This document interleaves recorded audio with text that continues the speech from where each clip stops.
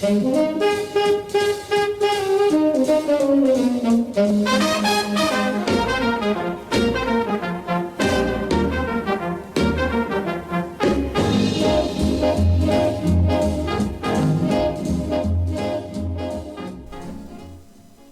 you want to understand the modern world, don't look at the grand inventions. Look at the small ones.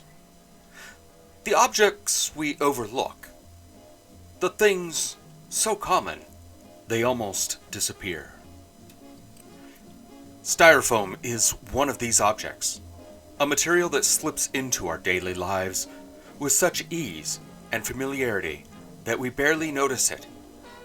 It holds our leftovers, protects our packages, props up our appliances, floats our docks, and fills our coolers. It is everywhere, and yet most of us never think about where it came from, what it's made of, or what becomes of it once we throw it away. Its story begins not in a kitchen or a fast food restaurant, but deep inside the laboratories of World War II. A world of shortages, improvisation, and relentless experimentation. Scientists worked not for convenience, but for survival. Rubber was scarce, supply lines were strained. Every scrap of metal mattered.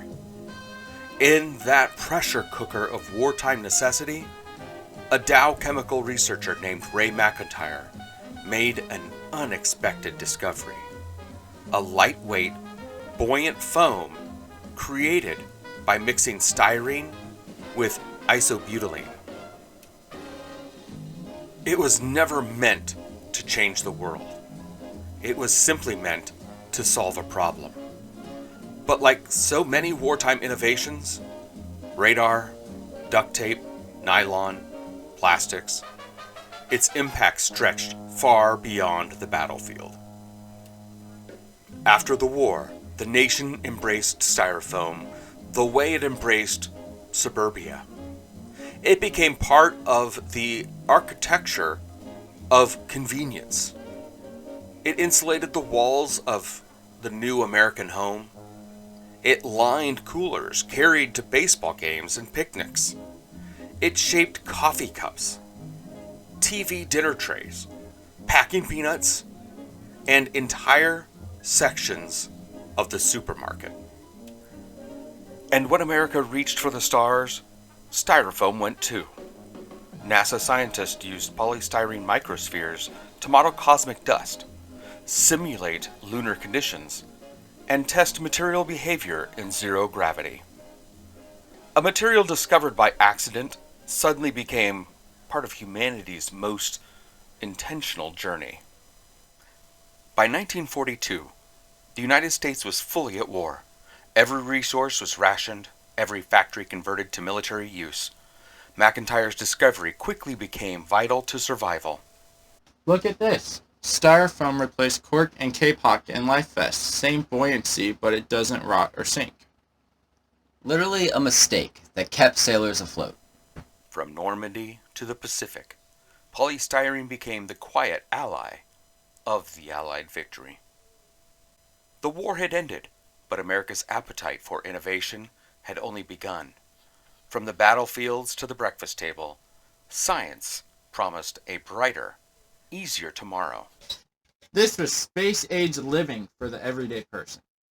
No dishes, no leaks, no problem. Why clean up when you can throw it away?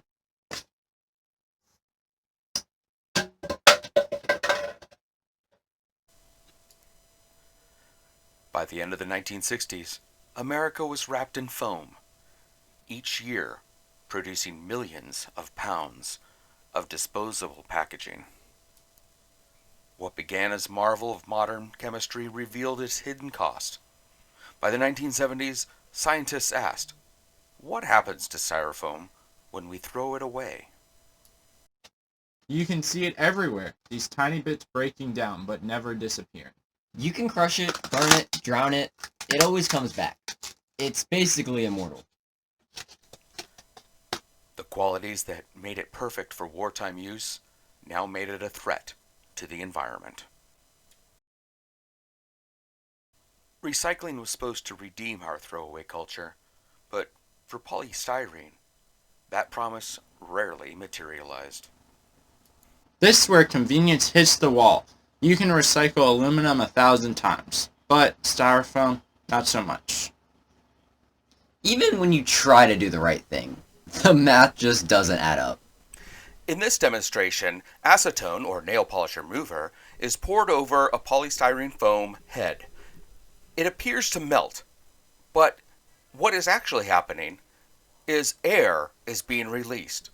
You see, polystyrene foam is made of 95% air, so it's releasing that air and returning the polystyrene back to its gooey form. Whoa, that's incredible! What looked like a huge block just disappeared in seconds.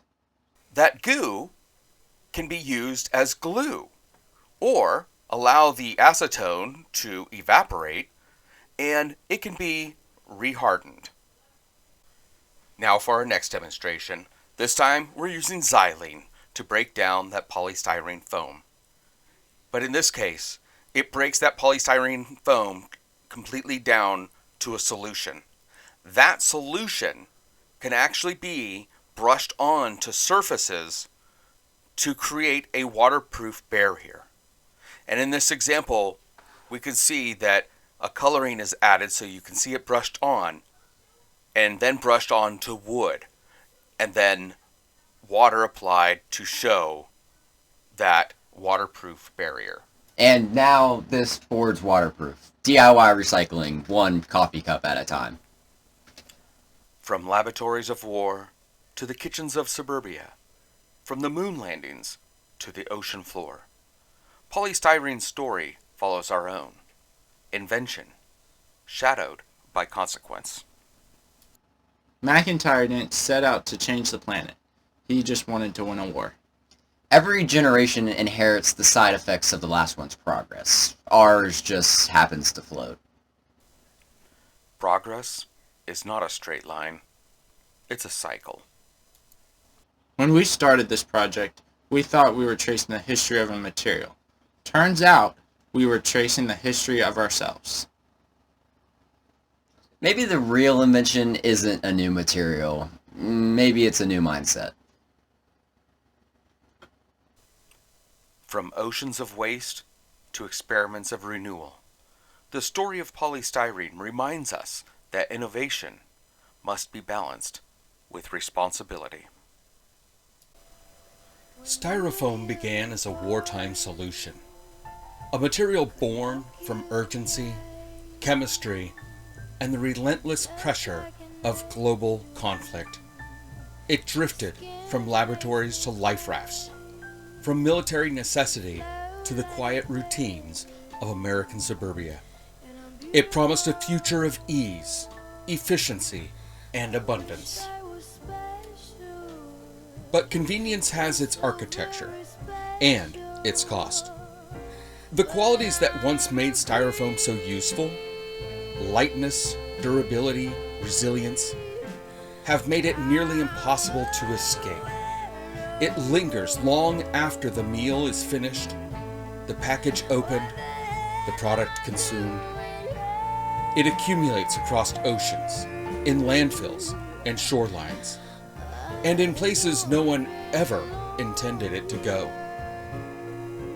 Now, decades later, we find ourselves asking a different set of questions. Not about how Styrofoam can serve us, but how we must respond to what is become. Cities pass bans. Scientists search for alternatives. Activists push for change. And ordinary people, in their daily decisions, help determine what comes next. The story of Styrofoam isn't just a story of plastic.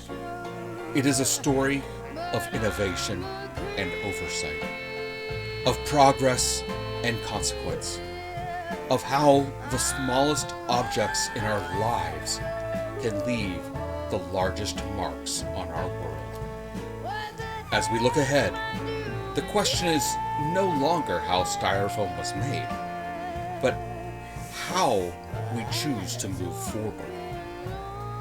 Whether we continue the cycle of disposability or design a future where our materials and our choices last longer than the waste we leave behind. The future is not yet written, but we hold the pen.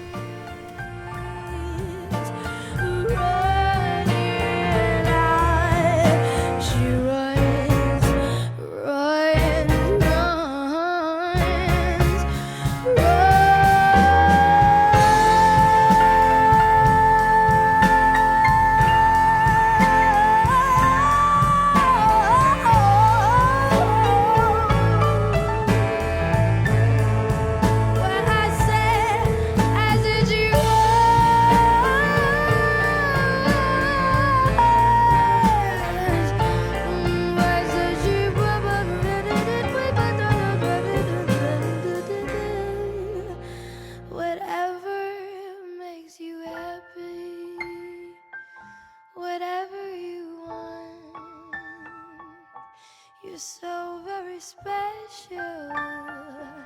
Yeah, I wish I was special.